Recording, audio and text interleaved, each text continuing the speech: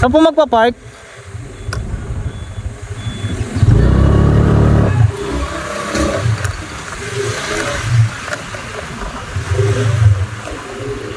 Dito po.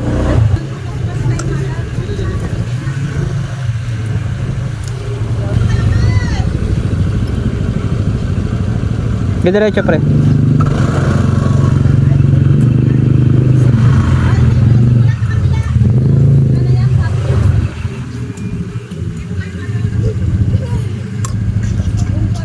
Good morning kakwento. So ito yung second day namin dito sa Patar Beach. And ito yung kalagayan niya pag morning. Super low tide. Pero makikita nyo dun sa dulo. Yan, dagat pa rin niya kasi ito pantay. Tapos dun sa baba, yun yung pa-slope na raw. Dun bawal talaga maligo. Yan. So ito yung second day. So mamaya pupunta kami ng Bolinao Falls para ma-share ko rin sa inyo. Syempre separate yung vlog nun. Ayan, kakwento. So ngayon ako pa lang yung gising. Ayan yung namin. Ayan yung pinaka-transient namin. Ako pa lang yung gising. Syempre ako na lang muna rin magluluto. Ayan. So yung kakwento,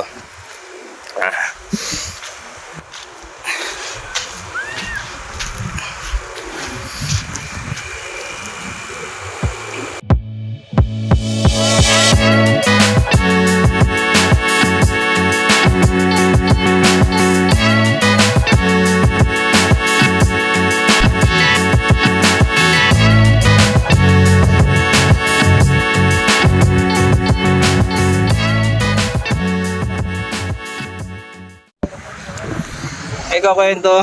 So andito kami sa parang kadugtong ng shore. Nakita nyo yun yung shore niya, pero kita nyo pantayan. Pantay, tas ang linaw pa ng tubig niyan. Pantayan hanggang dun sa may alon. Doon na mag-change ng slope yan pababa.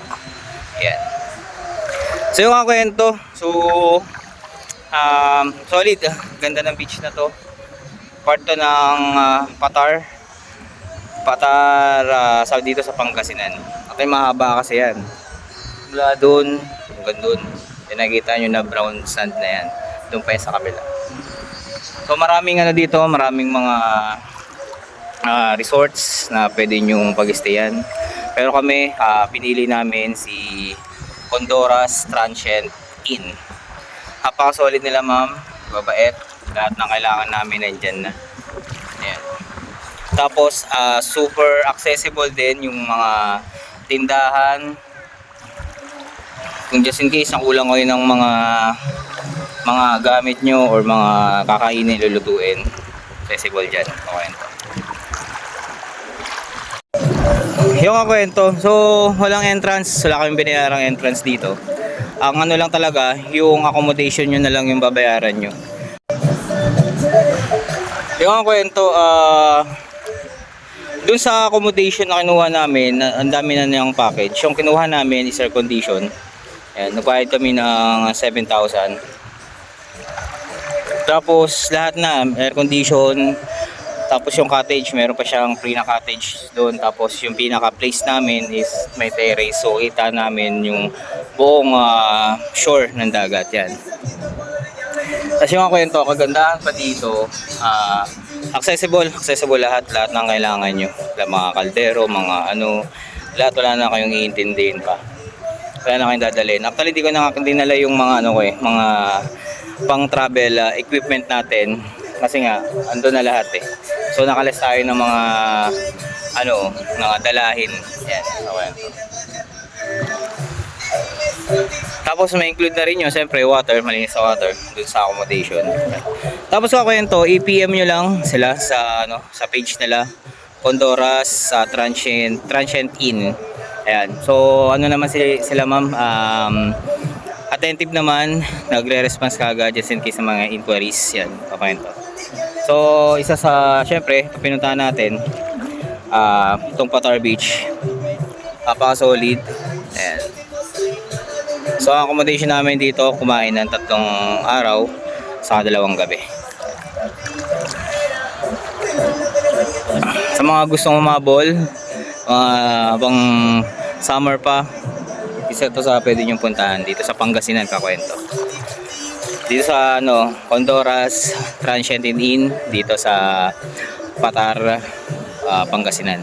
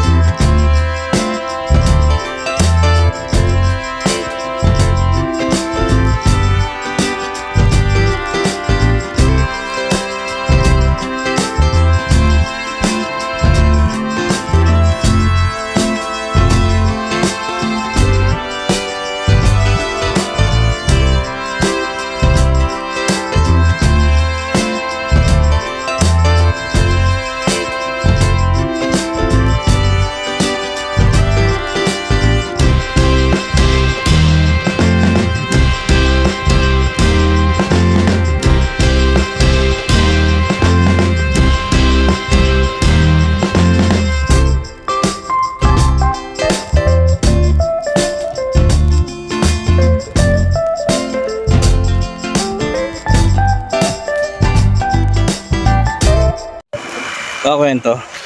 So, ang oras ngayon, what's the time? It's 6:09.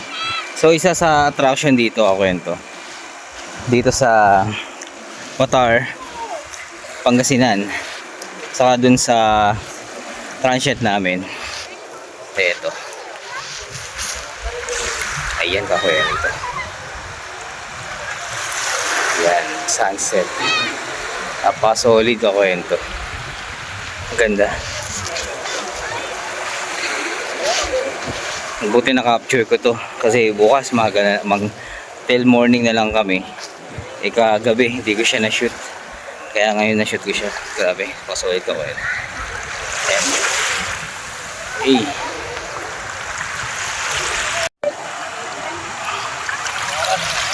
Yan, isa yan sa attraction dito ako ito, yung sunset. Napaka-solid, napakaganda. Tingnan niyo naman yan.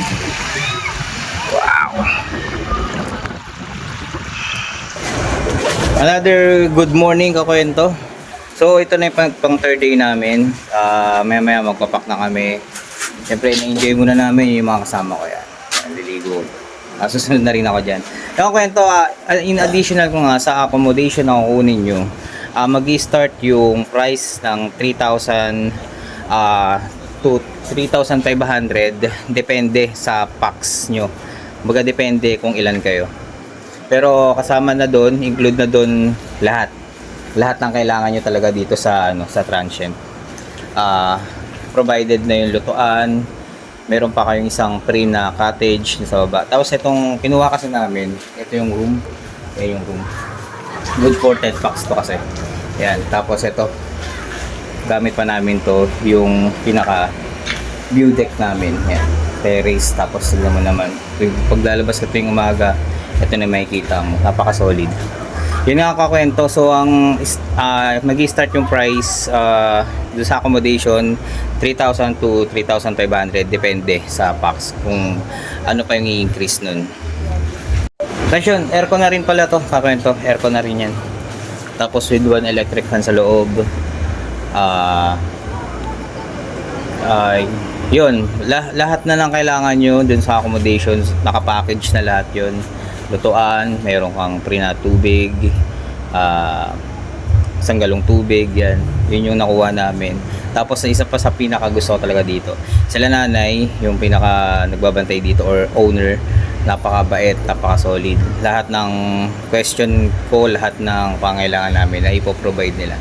Kaya para sa akin, kung pupunta kayo dito sa Patar, dito kayo pumunta sa Condoras Transient Inn.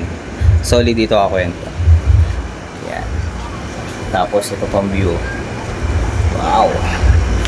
So nakikita nyo, medyo pa-high tide na siya. Pa-high tide na yan. Pero yung pinapaliguan nila doon, yung may spot kasi doon na malalim. Yan. Kaya medyo nakakaligo sila doon. Pero kung lalakarin mo lang yan, siguro mga lagpas na lang konti sa paa. Yan. Pero yun, medyo malalim kaya doon sila. And one thing pa kwento, kung magde-day tour lang kayo, may available naman sila na cottage dito for 500 to 700. Yun yung cottage na yan. Actually nakuha namin yung cottage na yan, package na dito sa room na kinuha namin. Kakwento. So yun na nga kakwento. So i-end na natin yung vlog natin dito sa Patar Beach. Ayan. So pupuntahan nyo dito, PM nyo lang sila, Condoras Transient Inn. Ayan, kakwento. So yun, thank you sa mga nanonood kakwento na nandyan pa rin.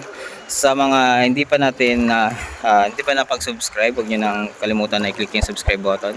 Click nyo na rin notification bell para syempre updated ka sa lahat ng biyahe natin, sa lahat ng video natin kakwento. Biyahe natin na tulad ng ganito. Ayan. So isang part na naman ng Pilipinas ang share natin sa inyo kakwento. Ayun, so yung kakwento. So thank you sa panonood. Hanggang dito na lang at lagi kayo mag-ingat. Salamat.